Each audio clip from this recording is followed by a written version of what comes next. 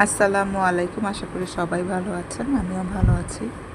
দুপুরবেলাটা প্রতিটা মায়েরই আসলে খুব দৌড়াদৌড়ির উপরে যায়। যেসব মায়েদের বাচ্চারা স্কুলে বা কলেজে পড়ে তাদের আসলে আরও বেশি পেরেশানিতে কাটে। কারণ হচ্ছে দুপুরবেলা এমন একটা সময়, তখন রান্নাবান্না থাকে, কারো বাসায় কাজের লোক আসে, আবার মেয়েদের বা ছেলে মেয়েদের স্কুলও ছুটি হয়ে যায়, তাকে স্কুল থেকে আনতে যেতে হয়। তো এই সময়টা আসলে সত্যিই খুব কষ্টকর, কারণ চতুর্দিকে সময় দিতে হয়।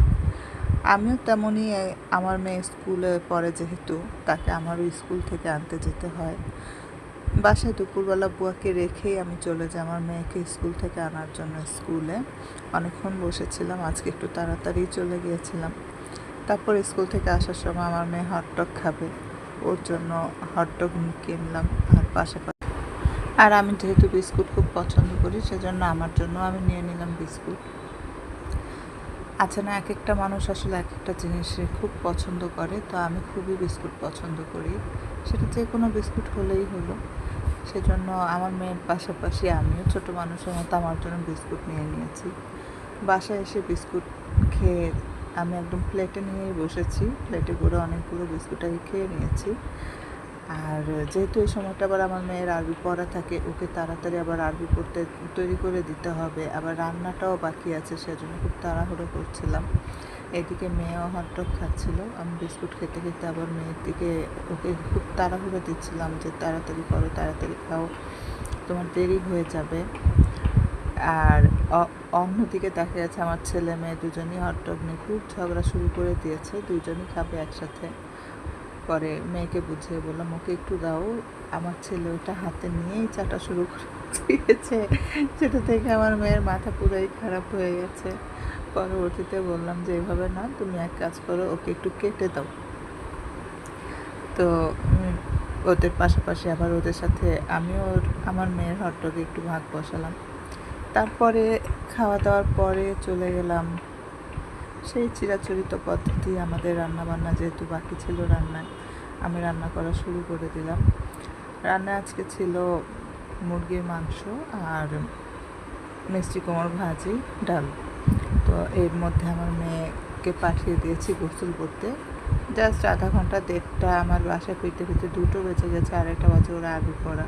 তো আধা ঘন্টার মধ্যেই আমি রান্নাবান্না কমপ্লিট করলাম। ভাতটা সকালেই রান্না করে রেখে গিয়েছিলাম, এসে শুধু সব কিছু তৈরি ছিল, জাস্ট মুরগির মাংস এক চুলাতে, আরেক চুলাতে মিষ্টি কুমড়ো ভাজি বসিয়ে দিয়েছিলাম।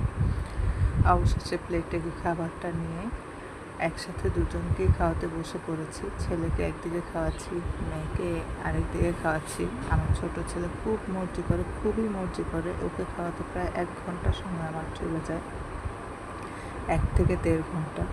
খুব এটা ওটা বলে, নানান কথা বলে ওকে খাওয়াতে হয়। তো এর মধ্যে ওকে জাস্ট আমি 1 লোকমা খাওয়ানোর পরে আমি আমার মেয়েকে খাইয়ে দিলাম। খাইয়ে আরবি পড়তে, আরবি যেহেতু পড়া আছে, সময় হয়ে যাচ্ছে, দেরি, তারপরে সময় যেহেতু অনেক বেশি হয়ে যাচ্ছে, দেরি হয়ে যাচ্ছে, সেজন্য ওকে আগে তাড়াতাড়ি আমি ভাতটা খাইয়ে দিয়ে আরবি পড়তে পাঠিয়ে দিয়েছিলাম। আসলে প্রতিটা মায়ের এভাবেই দুপুরটা যায়, স্কুল থেকে আসার পরে ছেলে মেয়েকে গোসল করানো, রান্না করা, আবার খাইয়ে দেওয়া। শুধু আমি না, এটা প্রতিটা ঘরেরই দৃশ্য, প্রতিটা মাই আসলে এভাবেই দুপুর টাইমটা পার করে। আমার মেয়েকে আরবি পড়তে পাঠিয়ে দেওয়ার পরে আমি আবার আমার ছেলেকে খাওয়ানোর পিছনে লেগেছি, কোনোভাবেই খাবে না।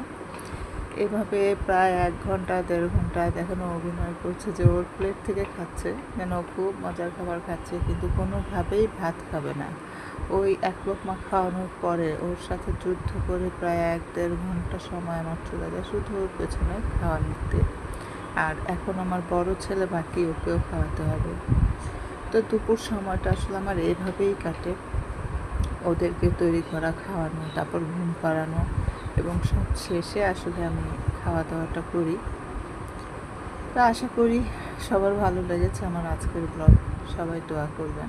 দুপুরবেলাটা সবারই একইভাবেই কাটে, প্রতিটা মায়েদেরই, প্রতিটা ঘরে ঘরে একই দৃশ্য, একই রকম। সবার ভালো লাগলে লাইক করবেন, শেয়ার করবেন, এবং আমার চ্যানেলটা অবশ্যই সাবস্ক্রাইব করে দেবেন। সবাই ভালো থাকবেন, ছেলে মেয়ের যত্ন নেবেন। আল্লাহ হাফেজ।